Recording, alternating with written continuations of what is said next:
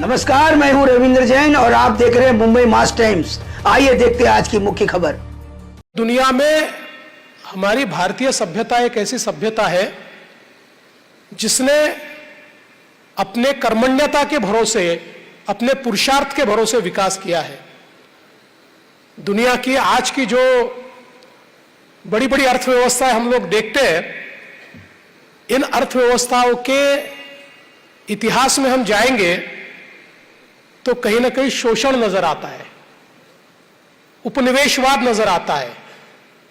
लेकिन भारत की अर्थव्यवस्था, जो हम लोग ये जानते हैं और हमेशा कहते हैं कि 15वीं शताब्दी में दुनिया के जीडीपी में करीब 35 से 39% हिस्सा ये भारत का था। ये जो आर्थिक प्रगति भारत ने की, ये कभी भी उपनिवेशवाद के भरोसे, शोषण के भरोसे नहीं की। हमने कभी आक्रमण करके, लूट के अपनी संपत्ति को बड़ा नहीं किया। तो हमारे चिंतन ने हमेशा अपने पुरुषार्थ के भरोसे अपनी संपत्ति को बड़ा किया। और हमारे देश में, हमारे चिंतन में उसी राजा को बड़ा माना गया जिस राजा ने देने का काम किया। लेने का काम करने वाले राजा को हमने कभी बड़ा नहीं माना।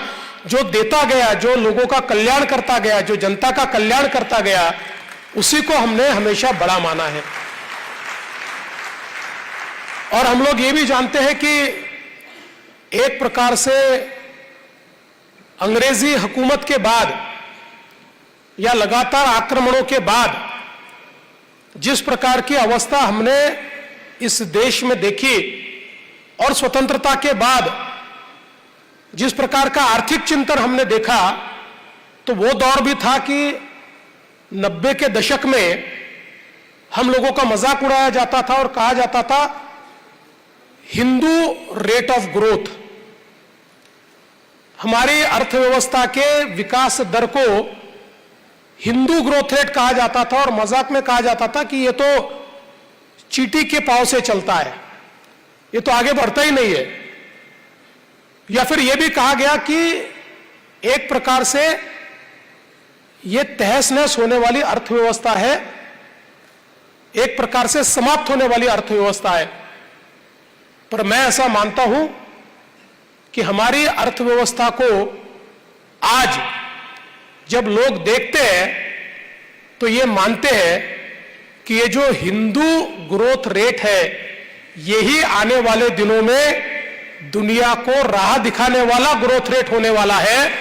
और आज जब लगातार हम लोग दुनिया की सबसे तेजी से बढ़ती हुई अर्थव्यवस्था बने हैं, दुनिया की 5वीं सबसे बड़ी अर्थव्यवस्था से 3री सबसे बड़ी अर्थव्यवस्था की ओर जा रहे हैं, ऐसे समय मैं ऐसा मानता हूं कि भारत ने दुनिया के सामने उदाहरण पेश किया है।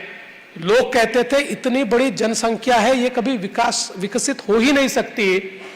लेकिन जनसंख्या को मानव संसाधन में परिवर्तित करते हुए विकास को पाया जा सकता है। और ये विकास भी सबको साथ में लेकर इंक्लूसिव विकास हो सकता है। इसका नमूना अगर किसी देश ने दिया है तो हमारे भारत ने दिया है। ये कहते हुए मुझे बहुत खुशी होती है। और मैं कहना चाहता हूं कि इसकी नींव इस देश में किसी ने रखी तो श्रद्धेय अटल बिहारी वाजपेयी जी ने रखी। उनके कार्यकाल में इसकी नींव रखी गई और इसको परमोच्च बिंदु पर ले जाने का काम अगर कोई कर रहा है तो देश के प्रधानमंत्री माननीय मोदी जी कर रहे हैं, जिन्होंने नव भारत के निर्माण में इस प्रकार की पॉलिसीज को तैयार किया जिसमें गतिशीलता है, जिसमें पारदर्शिता है और जिसमें इंक्लूसिविटी है, जिसके कारण आज भारत बहुत बड़े पैमाने पर आगे बढ़ रहा है। और विशेष रूप से मैं ऐसा मानूंगा कि जिस समय हम लोग दुनिया की अर्थव्यवस्थाओं को देखते हुए इस बात का विचार करते हैं कि कैपिटलिज्म के कारण हम लोग हमेशा ये कहते हैं कि लोगों में दूरियां बढ़ी है। हम लोग ये कहते हैं जिस प्रकार से गरीब और अमीर की दूरी बढ़ रही है, और लगातार यह चर्चा होती है कि डिस्ट्रीब्यूशन ऑफ वेल्थ का क्या होगा, ऐसे समय भारत जब मात्र अपने 10 सालों में 25 करोड़ लोगों को गरीबी रेखा से बाहर निकालता है, तो मैं ऐसा मानता हूं यह हिंदू ग्रोथ का मॉडल जो हमारे प्रधानमंत्री जी ने दुनिया के सामने तैयार किया है, यह अपने आप में एक अनुपम इस प्रकार का मॉडल है। और भारतीय चिंतन के आधार पर, हिंदू चिंतन के आधार पर हम जब लोग आगे बढ़ते हैं तो किस प्रकार से दुनिया को हम लोग एक नई सीख दे सकते हैं, यह भी आज हमको देखने को मिल रहा है। मैं ऐसा मानता हूं कि आज हम लोग ये कहते हैं कि 2030 तक हम भारत को 5 ट्रिलियन इकोनॉमी बनाना चाहते हैं। शायद वो तो 2028 तक ही हम कर लेंगे।